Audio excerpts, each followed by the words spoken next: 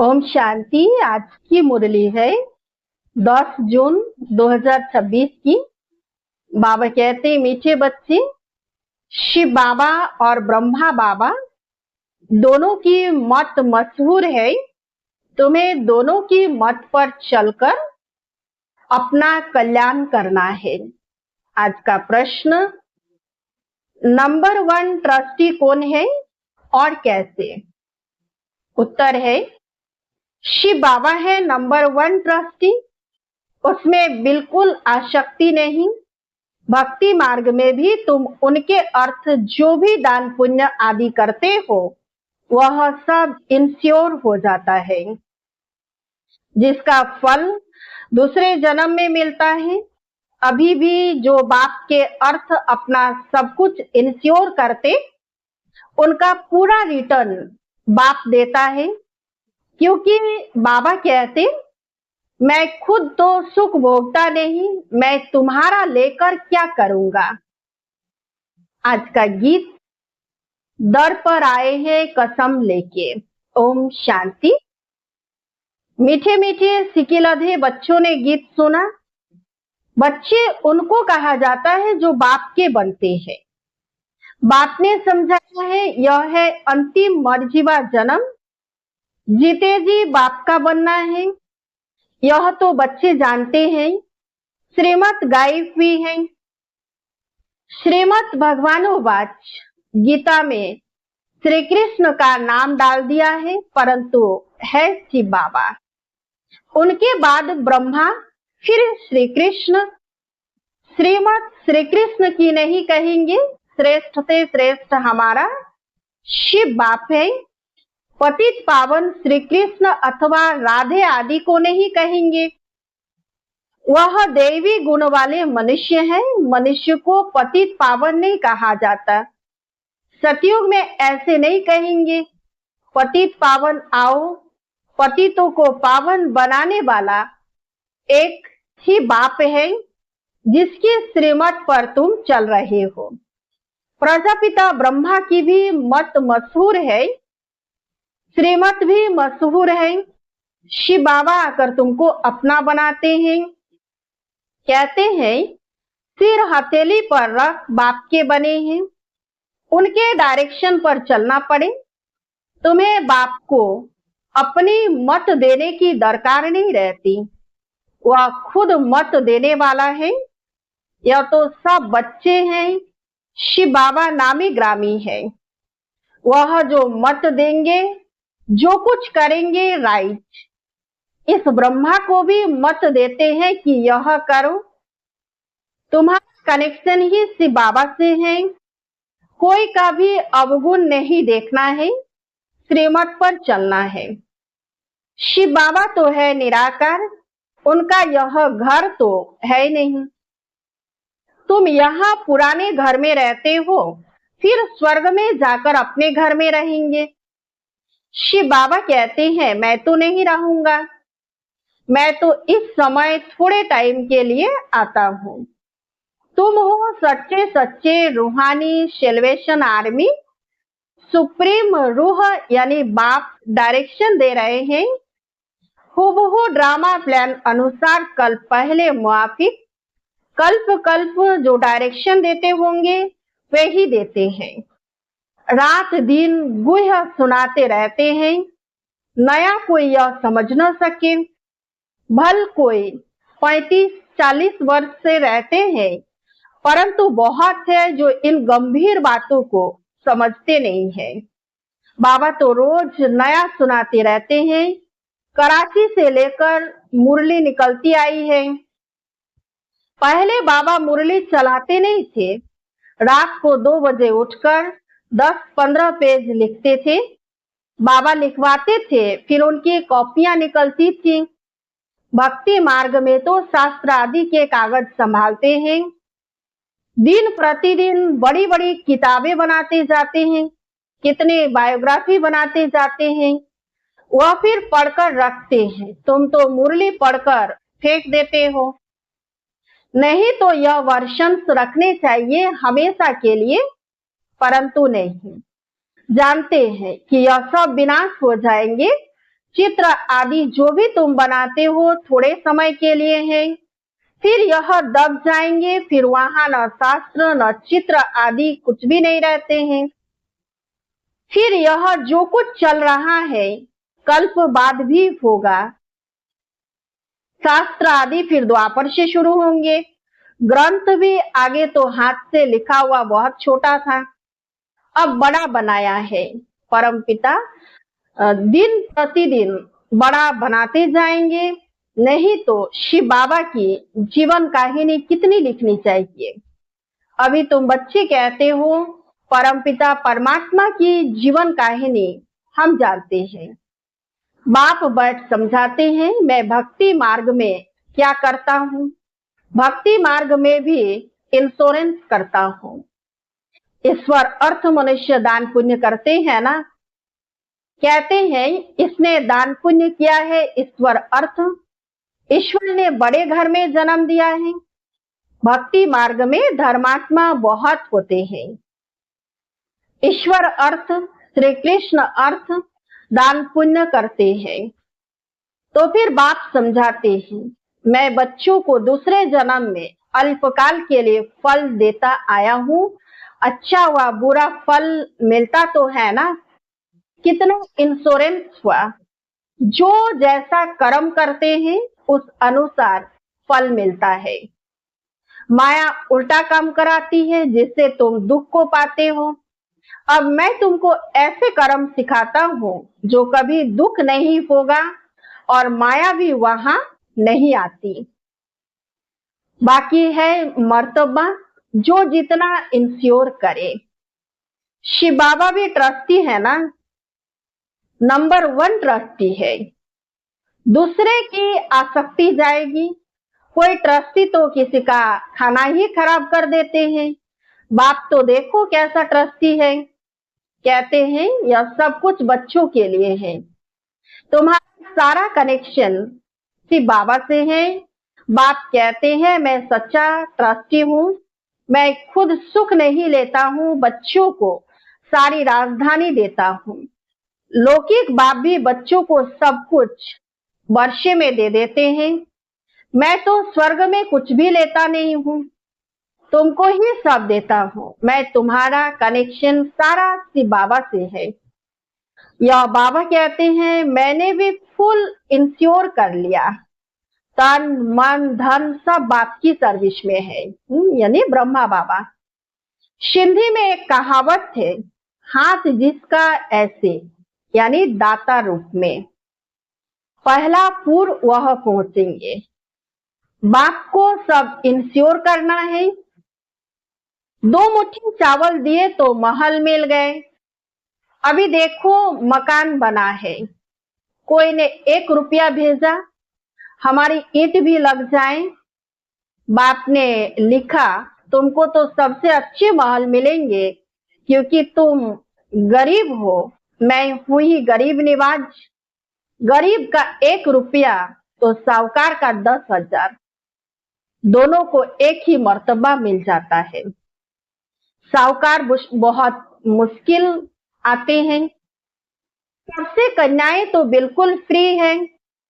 Number 1 देखो मम्मा गई, उनके पास तो कुछ भी नहीं था, गरीब के घर की थी फिर भी नंबर 1 चली गई।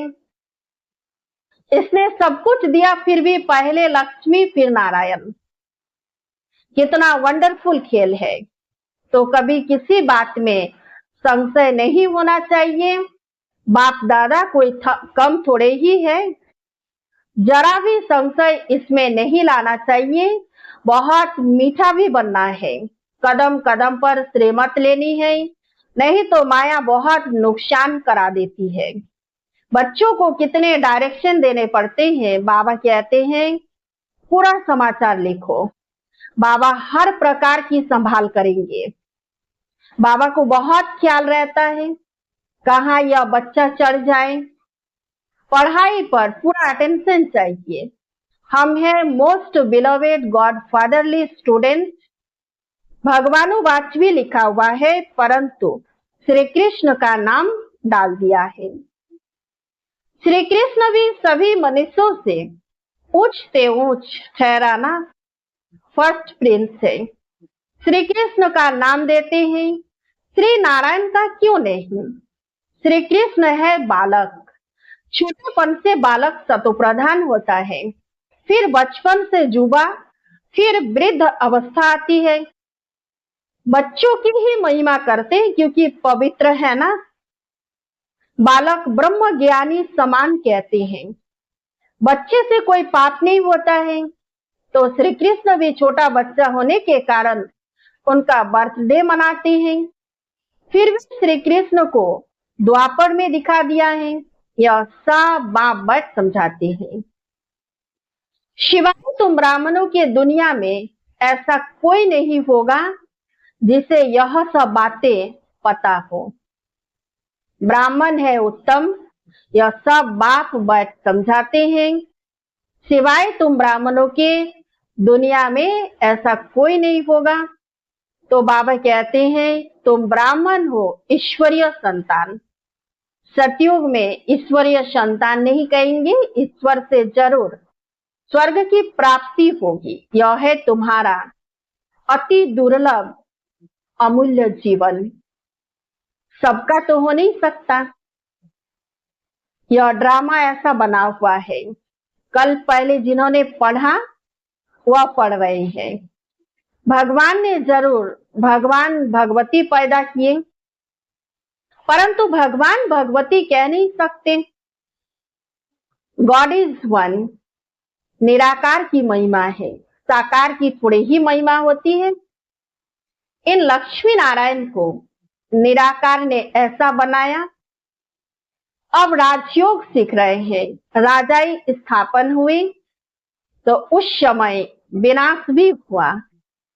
बाप जरूर स्वर्ग का वर्षा देंगे। अब तो है संगम की बात।